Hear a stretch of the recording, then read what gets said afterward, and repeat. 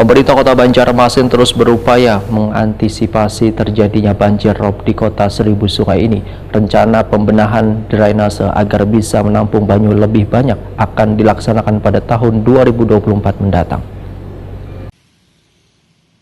Pemerintah Kota Banjarmasin terus berupaya mengantisipasi terjadinya banjir rob di Kota Seribu Sungai ini. Dinas Pekerjaan Umum Wan Penataan Ruang Banjarmasin, Wan Badan Penanggulangan Bencana Daerah Banjarmasin pun diminta untuk mengantisipasi terjadinya pohon tumbang hingga banjir rob. Kedua dinas ini diminta memompa banyu nang genangannya cukup tinggi terutama di kawasan Jalan Lambung Mangkurat, Jalan Kayu Tangiwan, Jalan Pramuka, supaya mempercepat surutnya genangan banyu.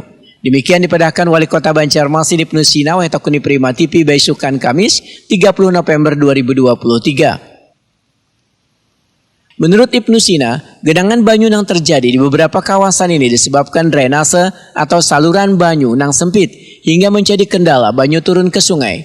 Rencana pembenahan drainase agar bisa menampung banyu lebih banyak, ujar Ibnu Sina, akan dilaksanakan pada tahun 2024 mendatang. Saya sudah minta ke Dinas PUPR, kemudian BPBD untuk mengantisipasi daerah-daerah yang kemungkinan terjadi genangan-genangan. Makanya ini pas berikutnya nanti coba kita lihat. Saya ingin pastikan bahwa daerah-daerah genangan itu segera dipompa dulu. Jadi itu salah satu upaya kita untuk mengendalikan terjadinya tinggi air pada badan jalan. Kalau sekarang beberapa titik misalnya terjadi ketinggian calap, ya itu harus segera dioperasionalkan untuk yang sistem pompa sehingga bisa cepat masuk ke badan sungai.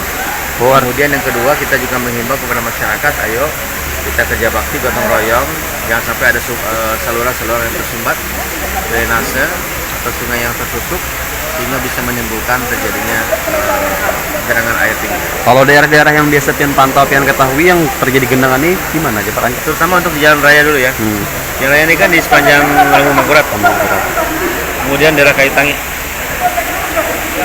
daerah Pramuka, ya, mungkin itu perlu diantisipasi.